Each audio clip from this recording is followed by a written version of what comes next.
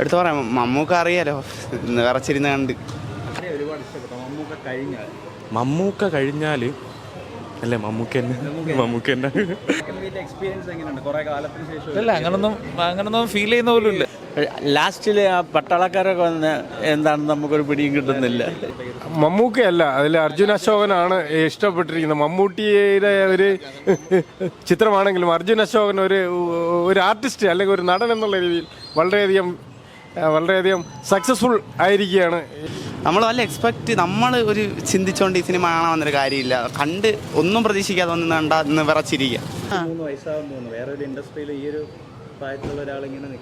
അല്ല, അത് പുള്ളി വളരെ സെലക്റ്റീവാണ്. ഇപ്പം അതിൻ്റെതായ വിജയം പുള്ളിയുടെ സിനിമകൾക്കുണ്ട്. ഇപ്പം നല്ല സിനിമയാണ്. അല്ല, ബ്ലാക്ക് ആൻഡ് വൈറ്റ് എന്ന് പറഞ്ഞപ്പോൾ ഒരു ഭയത്തോടാവുന്നു കണ്ടത്. പക്ഷെ കൊള്ളായിരുന്നു, നന്നായിട്ട് എൻജോയ് ചെയ്തു, നന്നായിട്ടുണ്ട്.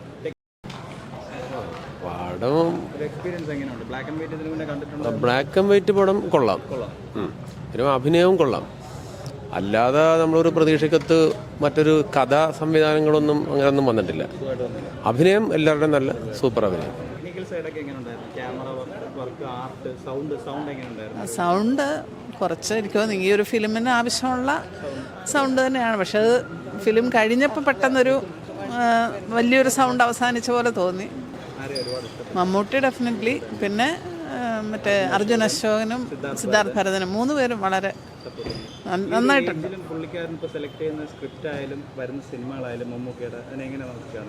അല്ല, മമ്മൂട്ടി ഇപ്പം പൊതുവെ സെലക്ട് ചെയ്യുന്നതെല്ലാം നല്ല ഒരു തീമും നല്ല ഒരു പുള്ളിക്ക് പറ്റിയ കഥാപാത്രങ്ങളാണ് എപ്പോഴും ഇപ്പോൾ സെലക്ട്. പൊള്ളി സിനിമ, നല്ല മേക്കിംഗ് ആയിരുന്നു. ആ ബ്ലാക്ക് ആൻഡ് വൈറ്റ് ആദ്യത്തെ ഒരു എക്സ്പീരിയൻസ് ആണ്. ആദ്യം കുറച്ച് ഇതായിരുന്നു, ആ സ്റ്റാർട്ടിങ് ഒരു പ്രശ്നമായിരുന്നു. പക്ഷെ അത് കഴിഞ്ഞിട്ട് പൊള്ളി. ഫസ്റ്റ് ഹാഫ് കഴിഞ്ഞപ്പം എൻ്റെ പൊന്നെ ഒരു രക്ഷയില്ല, പൊളി സാധനം കിട്ടില്ല, ഒരു രക്ഷയില്ല. ഫുള്ള് സൗണ്ട് ആർട്ട് എല്ലാം പൊളി, മേക്കിങ്ങും പക്കാ പൊളി, സീൻ അടിപൊളി സാധനം. മമ്മൂക്ക അങ്ങ് കസറി പൊളി. അയ്യോ അല്ല, ബാക്കിയുള്ളവർ കൊള്ളൂല അങ്ങനെയൊന്നുമില്ല. പക്ഷെ എന്നാലും ഹൈ മമ്മൂക്ക തന്നെ വേറെ. ഓക്കെ,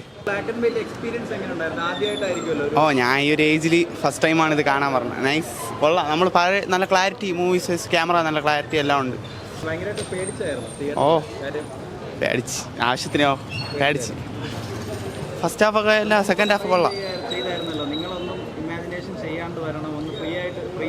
അത് കണ്ട് ആ ഇൻ്റർവ്യൂ ഉണ്ട്. നൈസ്, അതേ സെയിമിൽ വന്നാൽ മതി, എങ്കിലേ കാണാൻ പറ്റൂ. നൈസ് മൂവി, വളരെ മനോഹരമായ സിനിമയായിരുന്നു. ആർട്ടിസ്റ്റുകളുടെ നല്ലൊരു ബ്ലാക്ക് ആൻഡ് വൈറ്റ് എന്നുള്ള ഒരു ഫീലില്ല.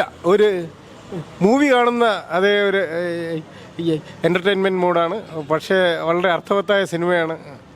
വളരെ ആർട്ടിസ്റ്റുകളുടെ വളരെയധികം നല്ല രീതിയിൽ കൺട്രോൾ ചെയ്യുന്നതിൽ സംവിധായകൻ വളരെയധികം വിജയിച്ചിരിക്കുന്നു. അതേപോലെ തന്നെ ആർട്ട് വർക്ക് ആർട്ടിസ്റ്റുകളിൽ അതൊന്നും 4-5 പേരേ ഉള്ളൂ. വളരെ ആസ്വദിക്കാവുന്ന ഒരു എൻ്റർടൈൻമെൻറ്റ്. അതോടൊപ്പം വളരെയധികം ഒരു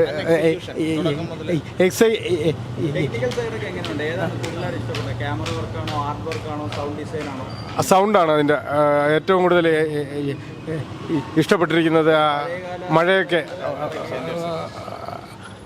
വളരെ മനോഹരമായിരിക്കുന്നു എന്നാണ് എനിക്ക് മനസ്സിലാക്കാൻ സാധിച്ചത്. ആസിഫ് അലിയെക്കാട്ടിയും അർജുൻ അശോകനായിരുന്നു ആപ്റ്റ് കാസ്റ്റിംഗ് ആണ്. അല്ലെങ്കിൽ ഒരു ടൈപ്പായി മാറുമായിരുന്നു. പക്ഷെ അതിലൊന്ന് വളരെ വ്യത്യസ്തമായിരിക്കുന്നു.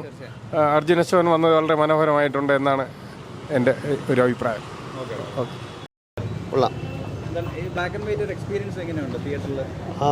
വലിയ കുഴപ്പമില്ല, ഒരു പുതിയ സിനിമ.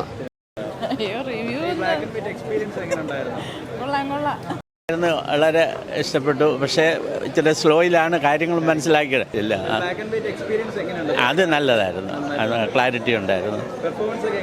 പെർഫോമൻസും ആക്ടിങ്ങും സൂപ്പറായിരുന്നു, സമ്മതിച്ചേ പറ്റുള്ളൂ. നൈസ്. ഇല്ല, എല്ലാം നന്നായിരിക്കുന്നു. ഇൻട്രോലേഷൻ നല്ലൊരു അനുഭവമാണ്, നല്ലൊരു നല്ല ഫീൽ നമുക്ക് അറിയത്തില്ല. ഇല്ല നമ്മൾ ആദ്യമായിട്ടുള്ളൂ. നല്ലായിരുന്നു എക്സ്പീരിയൻസ്. പെർഫോമൻസ് ആരും ഒരുപാട് ഇഷ്ടപ്പെട്ടു. അർച്ചന അശോകൻ കൊള്ളാം. നന്നായിട്ട് ചെയ്തു. അല്ല, മൂന്നുപേരും കൊള്ളാം. മമ്മൂട്ടി ആയാലും അവർ കൊള്ളാം. മമ്മൂട്ടി ഇതുവരെ കാണാത്ത ഒരു ഇതാണ്.